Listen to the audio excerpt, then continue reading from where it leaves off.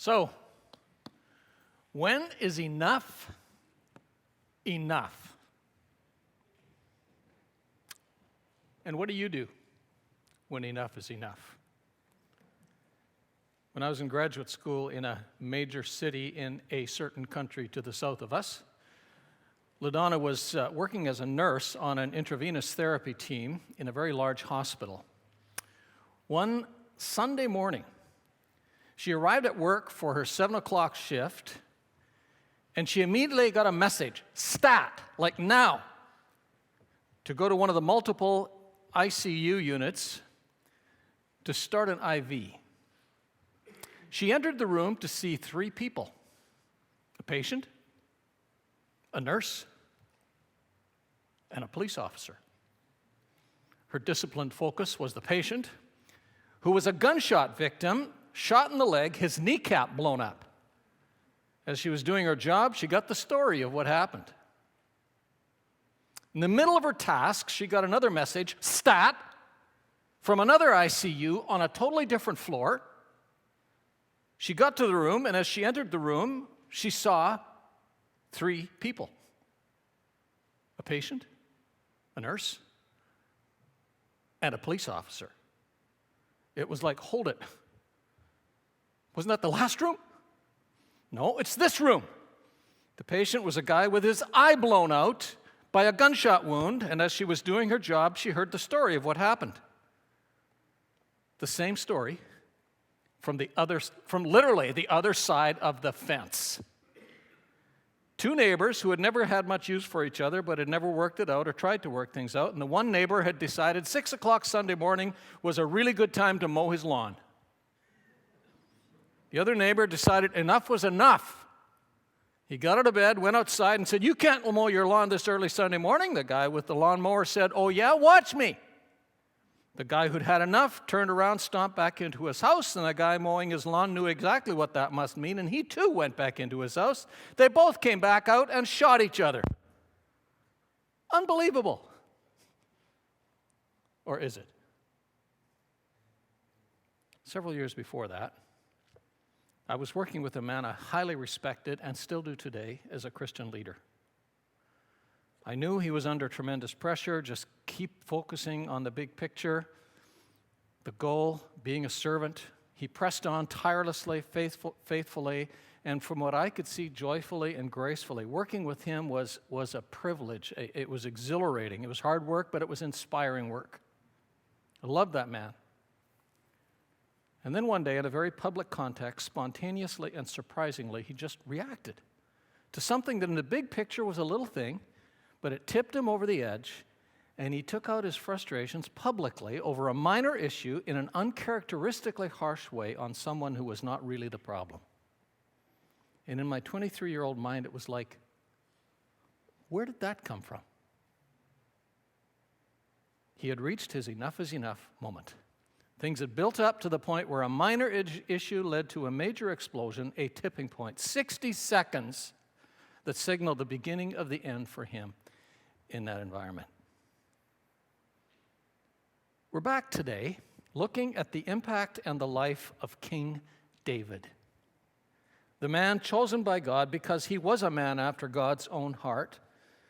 We are still in that period of his life where he had been anointed by God to be the next king, but God has not yet removed from office the reigning king. And Saul, the reigning king, is not making it easy. He's doing everything in his power, funneling all of his resources to make sure it won't happen. For 10 plus years, David is a fugitive, always on guard, always watching his back, living hand to mouth with a growing group of people for whom he's responsible. He's running for his life when he should be reigning in his destiny. David had started his fugitive life back in chapter 21 of 1 Samuel, if you remember, with a bit of a glitch, demanding from God instead of trusting God, and it didn't go well. A lot of innocent people are killed, but he's back on track. In our last encounter with king-in-waiting David, chapter 24 of 1 Samuel, we saw how he won the control battle in his heart by not taking Saul out when he had the perfect opportunity to do so. Saul was literally in his hands. But David saw this not as an open door for him to take him out. He saw it as an opportunity to let God deal with it in his time. David passes the control test. Now, chapter 24, chapter 25, and chapter 26 of 1 Samuel are all about control struggles. Chapter 24 and 26 are like mirror images of each other. The story is structured exactly the same. David has the perfect opportunity, both times, along with a legitimate reason to take control of the story and take Saul out, but he doesn't. He models powerfully what it means to trust God for the better story. And he makes this promise, an oath to Saul before God. Number one, no matter how much you pursue me, I will not kill you. And number two, Saul got him to extend that to his family.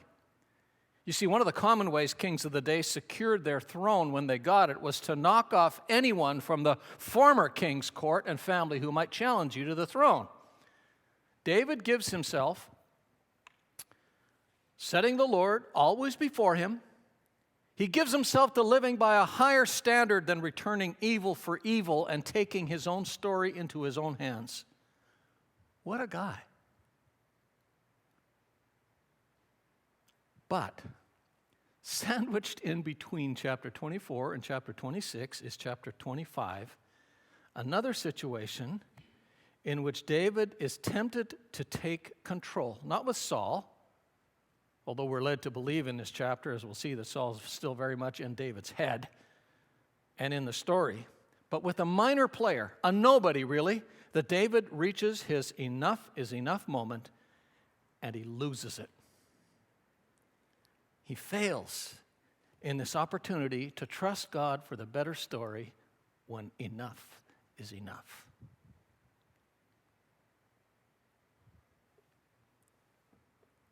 You had any enough is enough moments? When your response was not as stellar as it could have been? We all have them, don't we? When was your last one? If you can't remember, ask someone close to you who may or may not be sitting beside you. Ask your kids. Ask your workmates. Have you acknowledged it? Are you learning from it? What should we learn from those enough is enough moments? Well, let's turn to 1 Samuel chapter 25. In the Older Testament, it's one of the books of history, 1 Samuel. We're going to see three things from this episode in David's life that we can learn about how we can keep ourselves from losing it in our enough moments and even grow from them. Number one, we're going to identify from David some should-have-seen-it-coming signs. They're there. Number two, we're going to learn how to think differently about our enough is enough moments. And we're going to wrap it up very briefly at the end with some very concrete takeaways. So let's get into David's enough is enough experience. Chapter 25. Let's just read the first 13 verses for now. Now Samuel died, and all Israel assembled and mourned for him, and they buried him at his home in Ramah. Then David moved down into the desert of Paran. A certain man in Maon, who had property there at Carmel, was very wealthy. He had 1,000 goats and 3,000 sheep, which he was shearing in Carmel. His name was Nabal, and his wife's name was Abigail. She was an intelligent and beautiful woman, but her husband was surly and mean in his dealings. He was a Calebite. While David was in the wilderness, he heard that Nabal was shearing his sheep. So he sent 10 young men and said to them, "Go up to Nabal at Carmel and greet him in my name. Say to him, 'Long life to you, good health to you and your household, and good health to all that is yours.'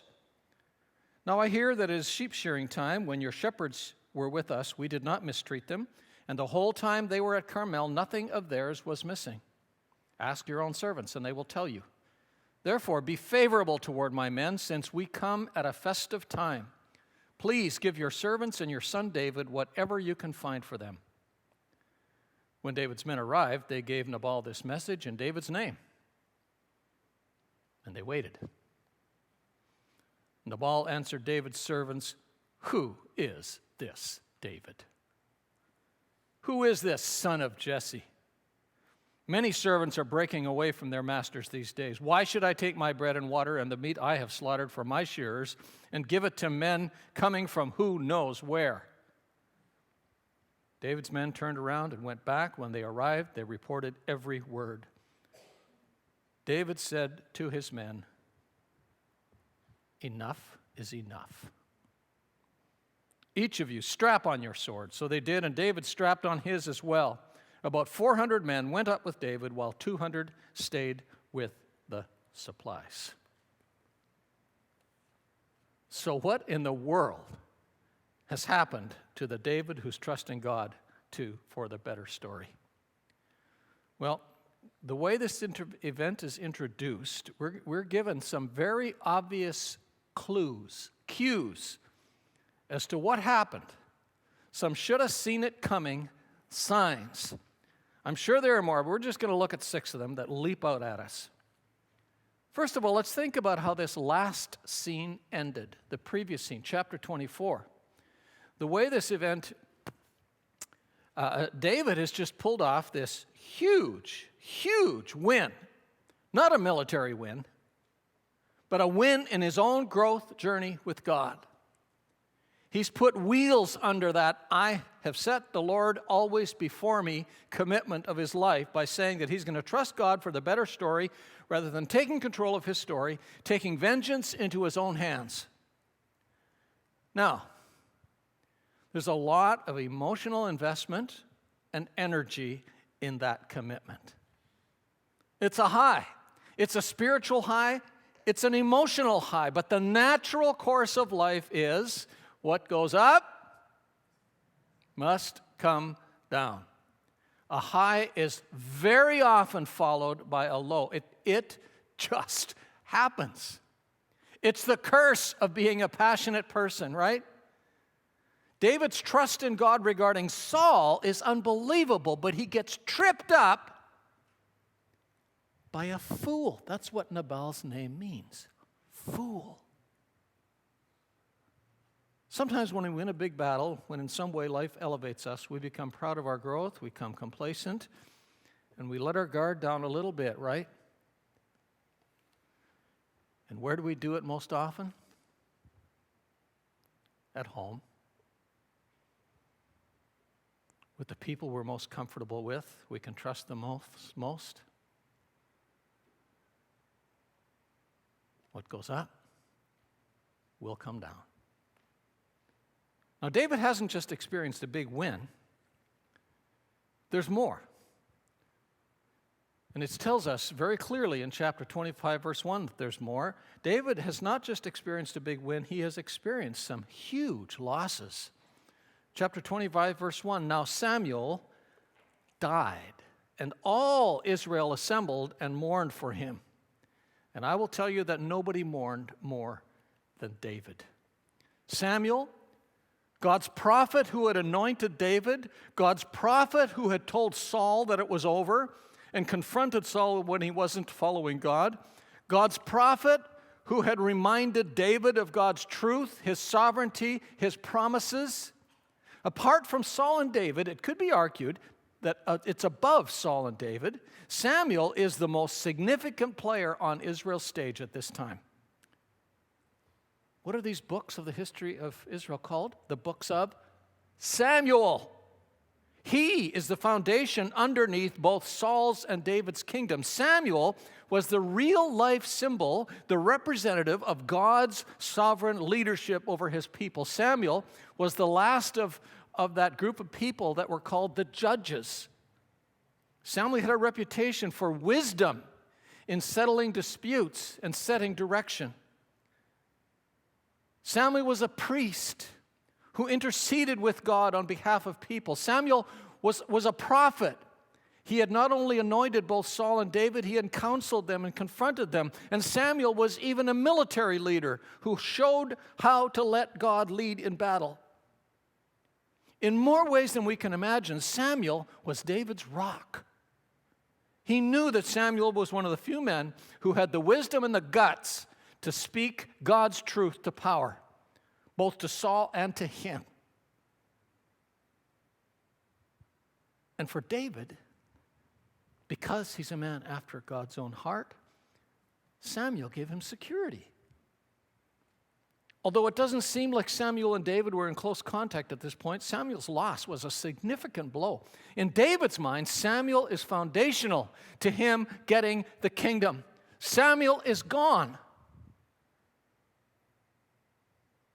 What license and liberty will this give Saul? Good question.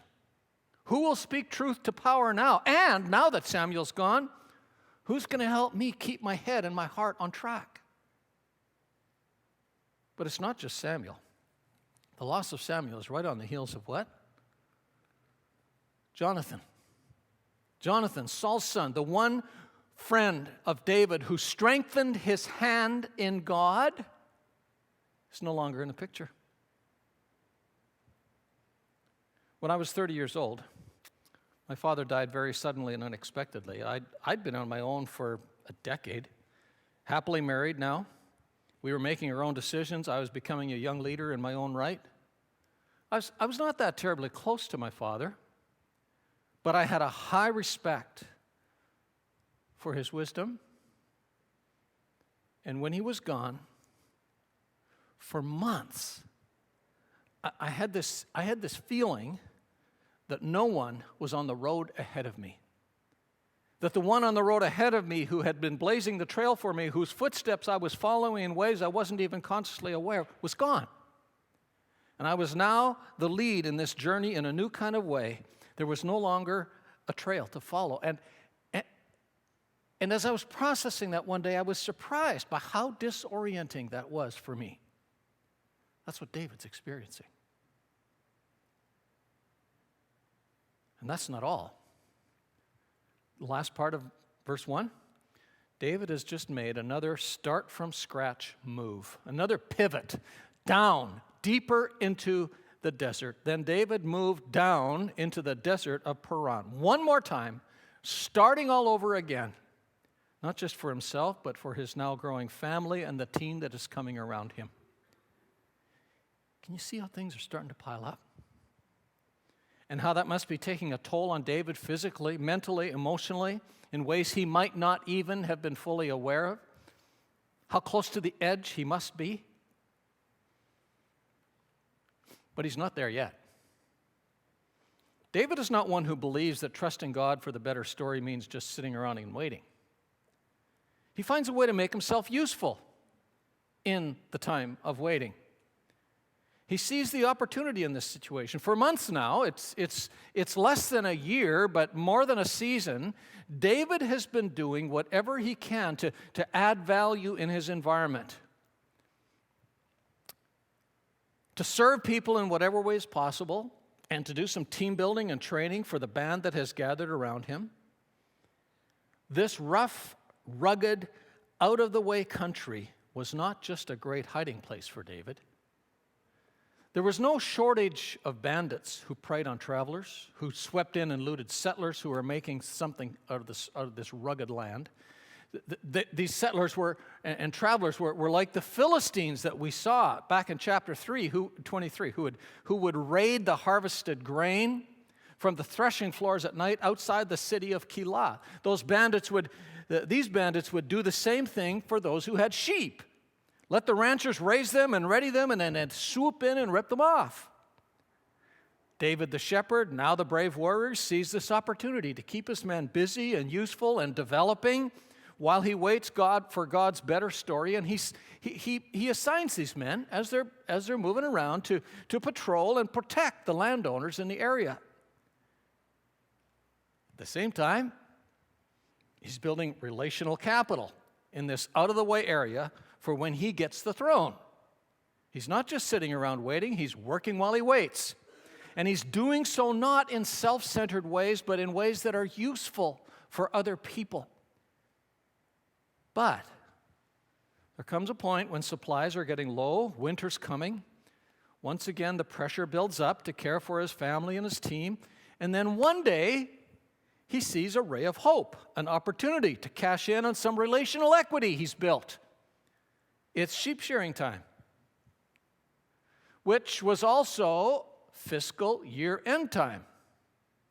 Time to see how successful we've been this year. And wonder of all wonders, it's been an amazing year for Nabal. Nabal was a shrewd businessman, a sort of a bottom-line rules kind of guy. Regularly and probably increasingly, he would have to write off a significant portion of his assets, livestock and herdsmen, to theft and murder. But not this year. This year, the festival party is the best ever. We've got a lot to celebrate, folks. To celebrate and to share. Because shearing time was also considered sharing time. It was the time when Thanksgiving was given, and sharing was assumed. David knows Nabal does not have a great reputation. He's not a man of character. He knows Nabal has a really, really sharp pencil. Most of the landowners and people of that area, even those a lot poorer than Nabal, had at least given David something for his protection, some staples for his men, but not Nabal. Nabal, it seems, was too stingy to pay someone to protect his sheep and herdsmen. He'd done the math, and it concluded that the average financial loss of men and sheep year over year was less than the cost and the headache of hiring security, so why would I? Okay, that's looking into the story a little bit, but that's probable. That's who he is. That's the kind of guy he is, because the bottom line rules. But David, trusting optimist that he is, knows that this rich rancher is a descendant of who? Caleb. Caleb. Remember Caleb? Caleb and Joshua in the book of Joshua were the only two spies who saw in this land what God saw. Nabal is a descendant of Caleb, which means he is from the tribe of Judah, which means he is one of David's clan. And even the most tight-fisted and cutthroat of businessmen want to look generous at festival time, especially with your own clan, right?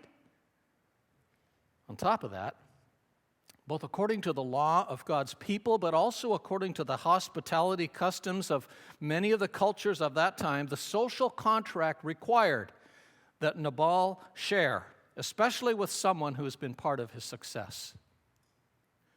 And so David sends his man to Nabal to give Nabal the opportunity to look good, to fulfill his social obligation, share just a little bit. Just maybe Nabal will say, here's a guy who has not harmed any of my men. He's only helped, and he's done it for free. Hey, I can make myself look good by sharing just a little bit and making a big show of it to make it look like I've shared a lot, holding a press conference. So what David does is a reasonable request. He humbles himself to give Nabal the opportunity to fulfill his duty to do good and at the same time to look good. But Nabal is a fool. Not fool in the sense of stupid, a poor businessman, but fool in the sense of lacking wisdom as to how to do life in God's story well. Nabal is totally in it for himself. And so in response to his legitimate request, David gets a no, a flat no. His one ray of hope has just disappeared. We're never really prepared for a no, are we? When we really need a yes, sometimes that leads us to our enough is enough moment, right? And then, one more. Not only does Nabal not help David, he uses the opportunity to stick it to David, to twist the knife. David? Who's David? The son of Jesse? Who's Jesse?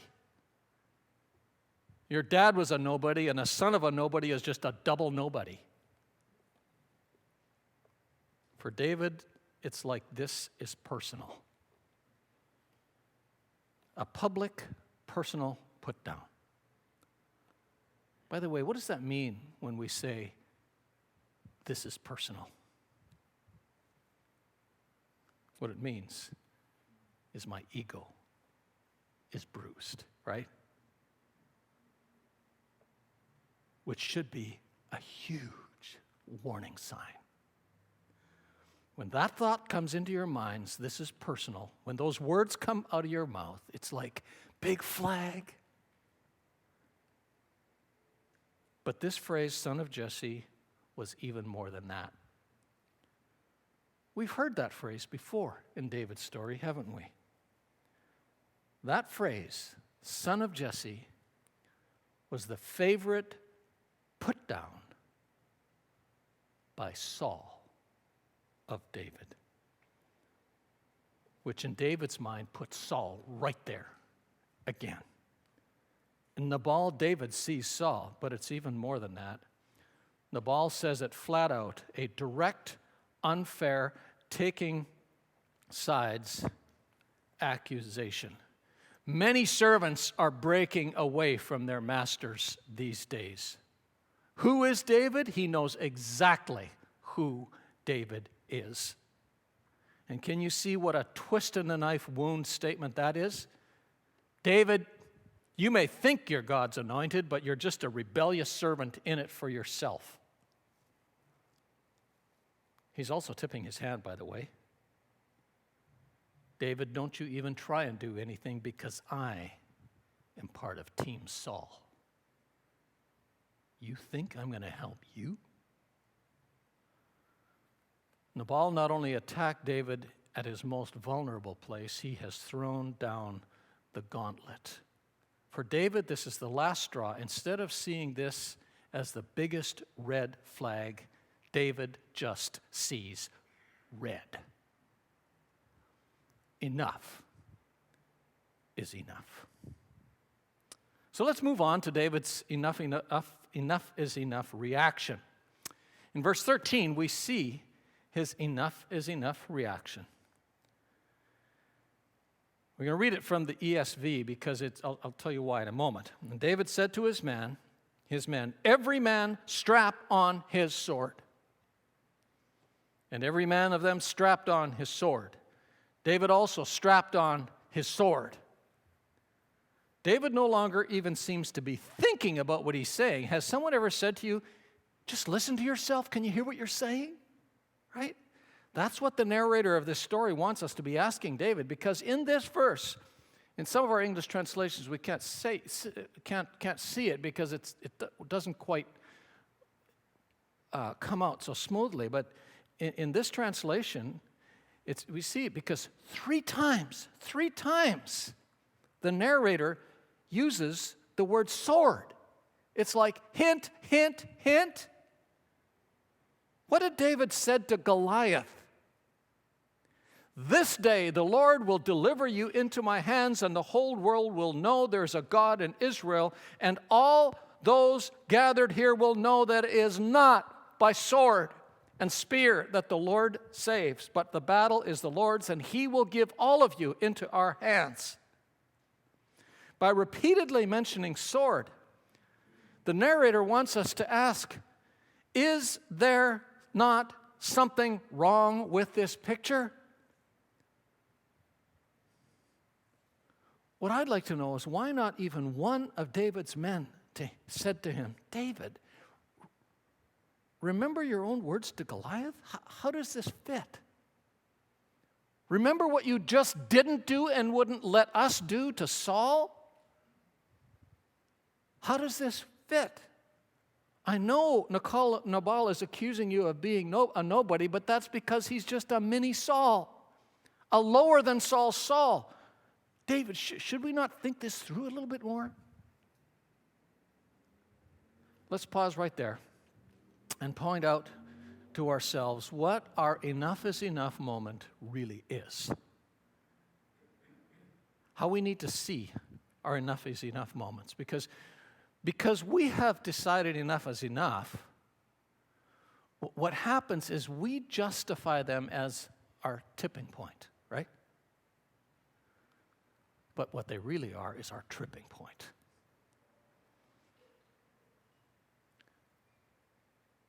But we no longer want to see it. We want to justify it. Another way of putting it that's so clear in David's story, as we'll see down the road here, my enough is enough moment is one of those points where I need to be saved from myself. Oh yes, Jesus came to save us from sin, but where is sin? It's in here. And Jesus, in offering to take up residence in us, is inviting us to deny ourselves, to submit to Him as Lord, to His truth as the truth. He is offering to save us from ourselves. Let's think about that just a little deeper. Why is it that David doesn't see it? Why is it that he's about to do the opposite of how he says he wants to live? Well, you say, you've already told us. He's had all of these things happen to him, and at some point, enough, it's enough. And that is what we allow ourselves to believe.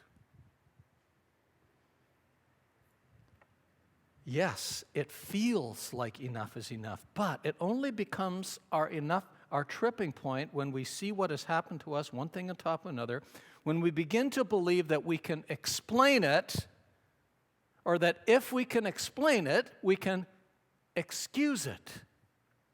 We say things like, well, how would you expect me to respond when such and such has happened to me? We need to be aware of our context, all of our context, and then realize, whoa, given all the things that have happened to me that are happening, it's no wonder I feel this way. But then we need to tell ourselves, because we can explain it does not mean we can excuse it.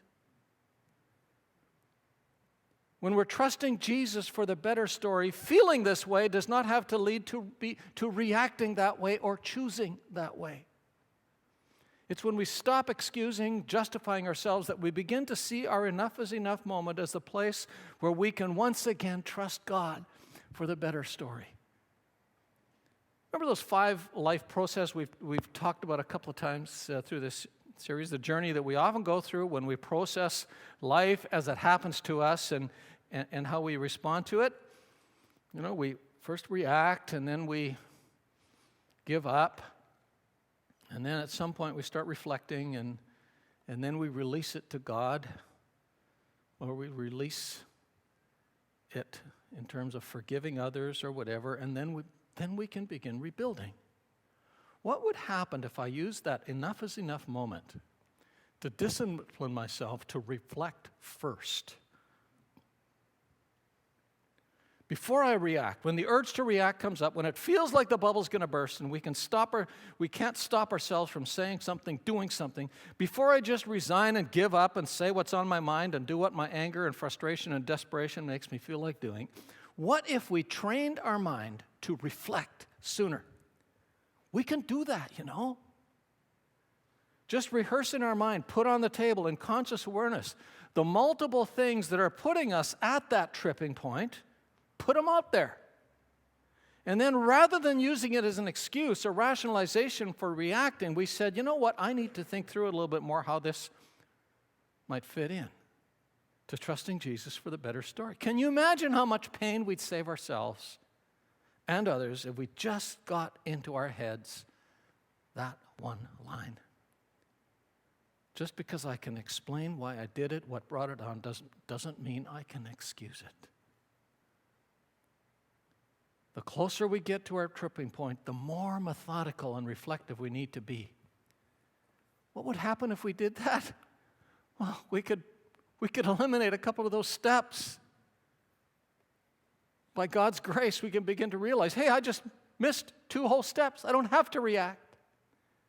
Can you name some situations where you have done the react before reflect thing and now you're excusing it and explaining it away? Wouldn't you like to be able to do it better? David dealt with Saul magnificently, but there will always be another Saul. He trips over a mini Saul because he doesn't recognize his tripping point for what it is. But if there's always another Saul, let me think that through a little bit. If there's always another Saul, would God not also provide another Samuel or another Jonathan? It's beautiful, folks. Just before David gets to follow through on his reactions, that's exactly what happens. Somebody comes in, speaks David's own words back to him, and helps him do the reflection piece. And here's the beautiful part of it. Even though his heart is all worked up, even though his mind is made up, David is still teachable. Do you realize how amazing that is? I do. Because when I get worked up emotionally and my mind gets made up, teachable is not the first word that comes to describe me. David recognized wisdom when he sees it, even though it comes from the person David would be least likely to listen to. Into the picture comes, of all people, Nabal's wife, Abigail. Abby. Verse 14. One of David's servants, or one of Nabal's servants, told Abigail, Nabal's wife, David sent messengers from the wilderness to give our master his greetings, but he hurled insults at them. Yet these men were very good to us. They did not mistreat us, and the whole time we were out in the fields, near them, nothing was missing.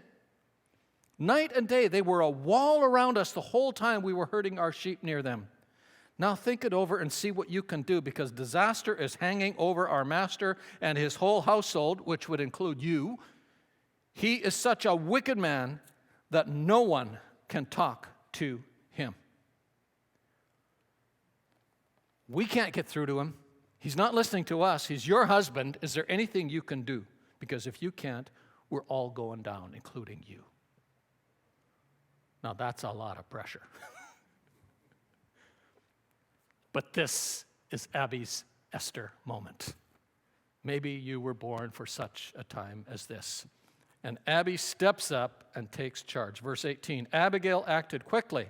She took 200 loaves of bread, 2 skins of wine, 5 dressed sheep, 5 shays of roasted grain, 100 cakes of raisins, and 200 cakes of pressed figs, and loaded them on donkeys. And then she told her servants, go on ahead. Give them to them. I'll follow you. But she did not tell her husband, Nabal. See this picture? Abigail has sent the servants ahead of her with the provision David's asked for, which means when she arrives, David has them, what he had hoped for, most likely a lot more, and they're just starting their banquet. And then, with the table set, literally, into the picture rides Abby. Verse 20. As she came riding her donkey into a mountain ravine, there were David and his men descending toward her. And she met them. Can't you just see the movie? One lone woman entering this narrow, dangerous ravine to face 400 men out for revenge. Talk about vulnerable. She has no idea what kind of reception she will get. Will they be thankful? Will they walk it back? Maybe even bless her? Or will they rip her up? Maybe even capture her as a hostage? She knows that won't trigger anything back home because her husband is a fool. He'll never come after her. And she lays herself out there. But Nabal's men had told her about David's reputation. He's amazing. He never harmed anyone. And she's just hoping and praying that she will be able to awaken that part of David's heart. If it doesn't work, she's toast. But as it is, she's toast, so better go out trying. And the scene freezes there with that question in Abigail's mind and backtracks to show us how slim her chances really are. Verse 21. David had just said, "It's been useless. All my watching over this fellow's property in the wilderness so that nothing of his was missing. He has paid me back evil for good. May God deal with David, be it ever so severely, if by morning I leave alive one male of all who belonged to him." David has made a vow, an oath before God and his men, that he would not pay back evil with evil to avenge himself with Saul. And David fulfills his vows. Now, in reaction mode, David has just made another vow to God in front of his men. This has become personal in a whole new kind of way. David's reputation, which means his ego, is on the line. He's made a vow, and he can't back down. But this is not David's moment. This is Abigail's moment. Listen to the wisdom of this great woman. Abigail's speech is the best speech, the best sermon in the entire books of Samuel. Beginning at verse 23. When Abigail saw David, she quickly got off her donkey and bowed down before David with her face to the ground. She said, "Pardon your servant, my lord, and let me speak to you. Hear what your servant has to say. Please pay no attention, my lord, to that wicked man Nabal. He is just like his name.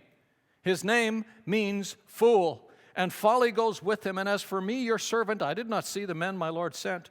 And now, my lord, as surely as the Lord your God lives, and as you live, since the Lord has kept you from bloodshed and from avenging yourself with your own hands, may your enemies and all who are intent on harming my lord be like Nabal. And let this gift which your servant has brought to my lord be given to the men who follow you. Please forgive your servant's presumption. The Lord your God will certainly make a lasting dynasty for my Lord, because you fight the Lord's battles, and no wrongdoing will be found in you as long as you live. Even though someone is pursuing you to take your life, the life of my Lord will be bound securely in the bundle of the living by the Lord your God, but the lives of your enemies he will hurl away as from the pocket of a sling. When the Lord has fulfilled for my Lord every good thing he promised concerning him and has appointed him ruler over Israel, my Lord will not have on his conscience the staggering burden of needless bloodshed or of having avenged himself.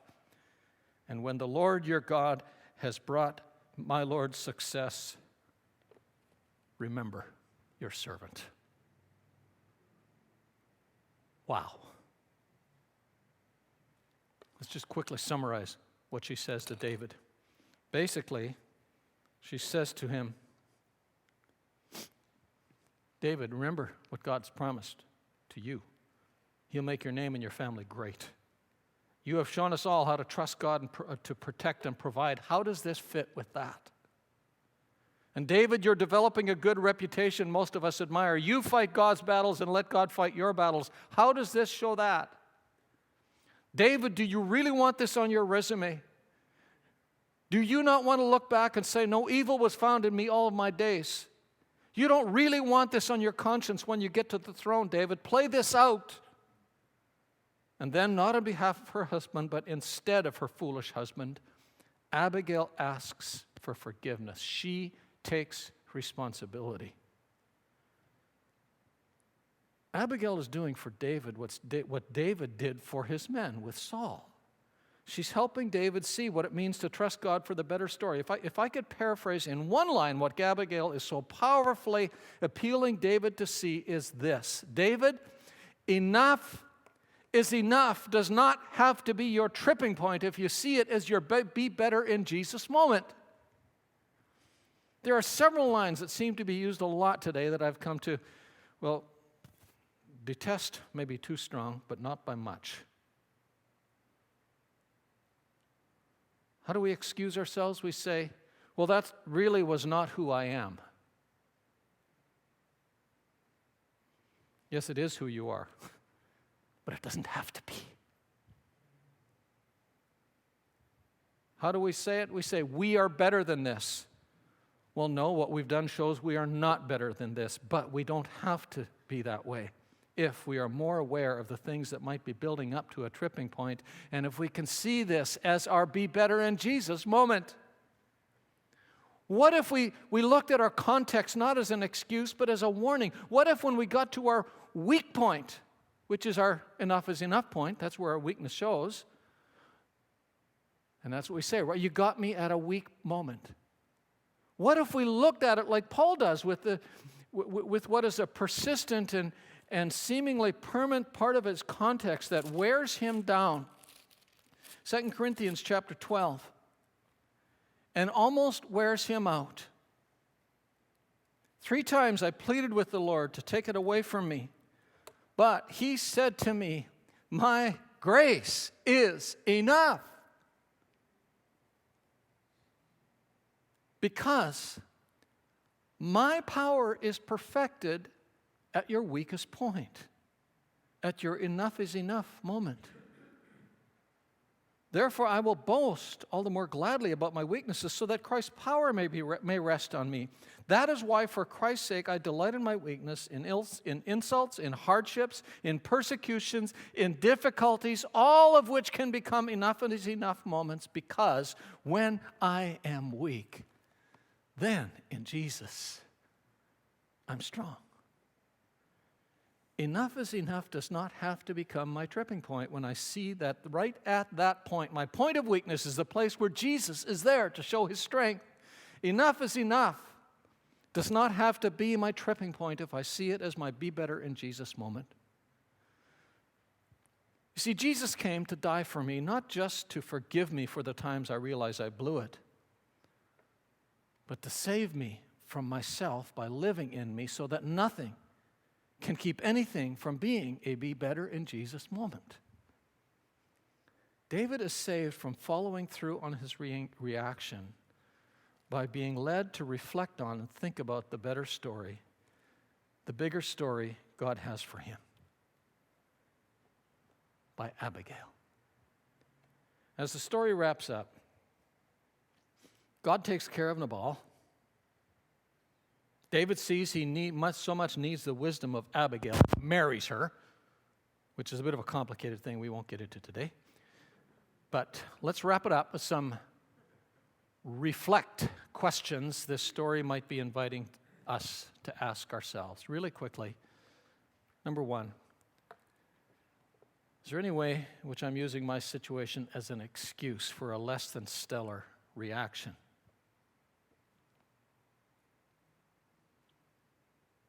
Rather than fully trusting Jesus for the better story. Letting go of control to Jesus is the only ultimate way to begin to get control of myself.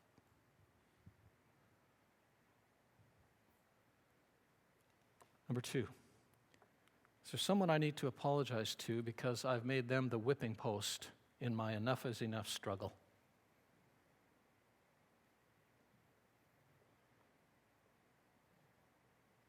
As we come to the communion table,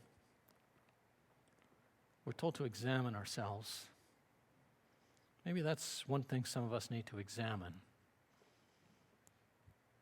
and not take until we've dealt with it. Maybe deal with it right now.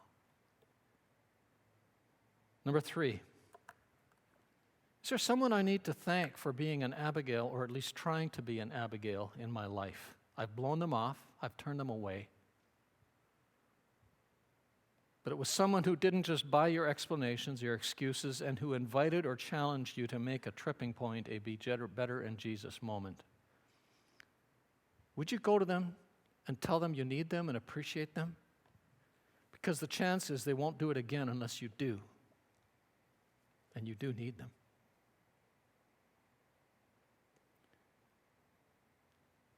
Number 3, is there some way in which you need to risk being an Abigail? You see, we say that we want to be a community in Jesus. And being a community, building each other up, sometimes means helping people see where they are near the tripping point and help them reflect even when it's risky. Being an Abigail doesn't mean preaching at people, telling them they're wrong. It means asking them, is this really how you want to be known? Is this really how you want to come across? I wonder if you should think through that a little bit more.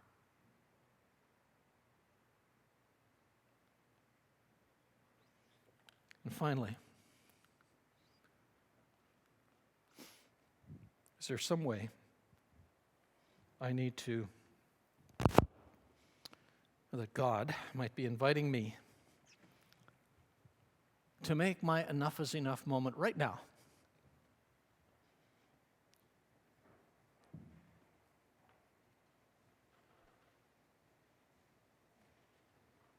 To draw close to the one who is enough. To the place where his enough became my true enough. To the one who died to make me his and promised me an inheritance that can never perish, spoil, or fade, everything I ever longed for. To the one whose grace is enough, especially you're at the place where you are feeling that enough is enough. You see, this is the place that declares, that proves that Jesus is my enough for everything. He descended from his throne into my hell to bring me along with him back to his throne so that I can live in his courts. This is the place where we're invited to ask ourselves seriously the rhetorical question Paul asks in Romans 8. If God is for us, who or what can be against us? He who did not spare his own son but gave him up for us all, how will he not also, along with him, graciously give him all things? This is Jesus' table. He invites us here to hitch ourselves to his yoke and walk with him into our world this week to show what it means that he is my enough. If you can say today that I have given up my rule of my life and given over rulership of my life to Jesus, I recognize that he's the only one I can trust and I will trust, that in his death in my place I receive life in his name. Jesus invites you to take this and give yourself to live in it, in his enough for you. Let's pray. Father God, we thank you that you have not only shown us the way, you have become the way.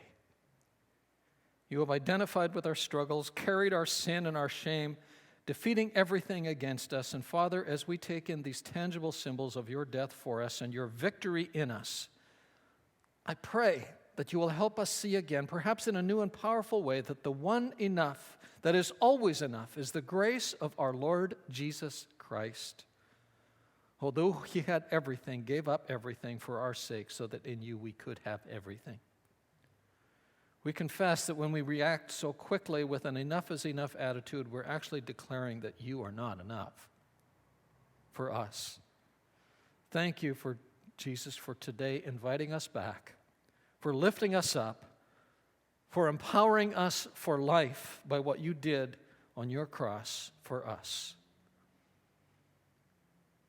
In your name, we come to you and your table. All of God's people said, amen.